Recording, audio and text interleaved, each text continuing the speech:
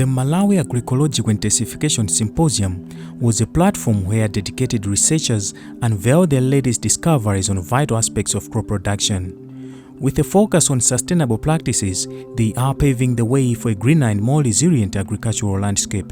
From integrated pest management to climate-adaptive crops, the symposium's theme of rolling out agroecology practices stands as a clarion call to address challenges that span from pest to climate change and environmental degradation. Luana's Vice-Chancellor, Professor Manu Kaunda, took the stage to underscore the symposium's core areas. So the key thematic areas are to do with pest control, particularly in the face of climate change. How do we get sustainable food systems given the challenges that we have in this country or in this continent due to climate change? As a government and Malawi, we've got Malawi 2063, we've got MIP 1. If you read those documents, I believe what we want to do is that we want to improve particularly agricultural productivity. That is pillar number 1, commercialization and agricultural productivity. Pillar number 2 is to do with commercialization, industrialization, and then get into mining, etc. Now, the question is, how do we ensure that we develop these themes like agricultural productivity in a safe way, in a sustainable way? Because you can do productivity, you can do agricultural intensification, but if the environment is destroyed, that development is not sustainable. The second thing we have realized is that yes, we can move, we have moved, like last year we moved, there was good crop yields, etc., or prospective crop yields. But come cyclone free, climate change issues, variations due to weather patterns, changes in weather patterns. So those become blocks to our development. Now the question is, if we're going to maintain our steadfast growth, like agricultural growth, to deal with Malawi 2063 or MIP 1, you must ensure that we've got a sustainable systems. And that's what brought us to have this hub. That ecologically, as a country, and as Luana in this particular case, can we bring up all the stakeholders that we can be in a conversation, we can discuss issues, that we're doing agriculture intensification in a sensible way. And that's why we brought up this hub.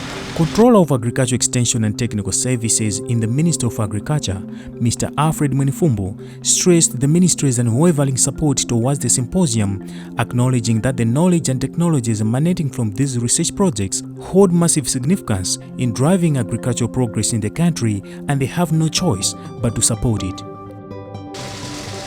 We have no choice because this symposium really is at the heart of the future of agriculture in Malawi. Simply because, it touches on things like environmental and, soil degradation. Now, without healthy soils or healthy environment, there's no agriculture. So if we are going to sustain our agriculture sector, we must protect the environment, we must protect the ecology, whatever it takes, at whatever cost. So indeed, as Minister of Agriculture, this is at our heart. It's very important for the agriculture sector. But this symposium isn't just about presentations. It is a bustling hub of collaboration. Here, minds meet, ideas intertwine, and solutions are born. A diverse array of attendees, from researchers to policymakers, are engaging in fruitful discussions. Professor Kaunda highlighted the hub's relevance in today's agricultural landscape. Yeah, so the relevance is here. Like I've already said, you can apply, to give an example, you can apply a lot of pesticides because of diseases. And we have seen the number of diseases are now growing because of the changes in climate change, the changes in weather patterns, etc. The pests, they're becoming a nuisance. Some of them are resistant to certain pesticides. So the research we're doing is, can we also get into our own resources? For example, the natural control of our pests.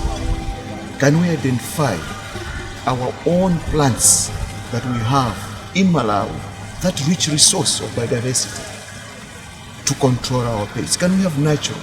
So this is where our research is. In the end, we do believe we'll come up with solutions which are homegrown. So in terms of pesticides, our team is working to develop our local pesticides. We don't have to import. We're already challenged in forex. We don't have to import these expensive pesticides. We should be able to use a plant, extract the pesticides, control the pesticides in Malawi. So our research is very relevant. It will control pesticides, as I said, naturally, but also it will reduce on forex issues because we are developing the solutions in the country. So very important resources.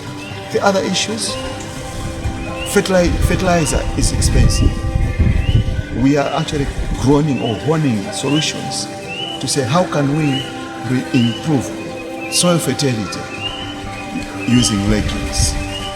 So the research that we're doing is very, very, very important for this nation. If only we can come up with these solutions, like I said, all the issues that we're dealing with, we're struggling with in the country, there will be history. It means people can be able to grow their crops, produce bumper yields using improved soils, using local homegrown solutions. With climate change looming, agroecology offers a beacon of hope for the sustainability of our food systems. Mr. Mwenfumbo went further to clarify on how the technologies developed from these research projects reach farmers. So normally what happens is after the findings of this nature, if the technology has gone through the normal trials and it has passed the tests and it has been confirmed that the technology is viable, it comes to the Ministry of Agriculture, what we call Technology Clearing Committee. And once the Technology Clearing Committee has cleared that technology is officially accepted. And therefore, as the Ministry of Agriculture, we send it in a form that can be understood by the farmers through our Agriculture Extension and Advisory Services, DIAS department. Now DIAS, is a department that we have within the Ministry of Agriculture that is responsible for all extension services. So they put it in a form that can be understood by the farmers and therefore pass it to the district, from the districts to the agriculture planning to area EPAs. EPA stands for Extension Planning Areas throughout the country. And the officers, the IADOs and IADs at the EP level are therefore responsible for disseminating the final product of the technologies that are being generated from such symposiums as the one we're having today.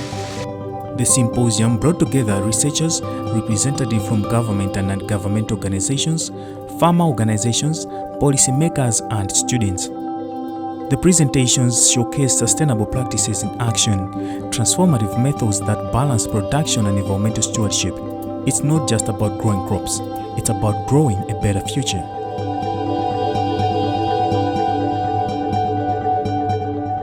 As the symposium ended, its impact reverberates beyond this hall. The seeds of collaboration have been sown, germinating into a network of minds working towards a common goal: resilient, sustainable agriculture.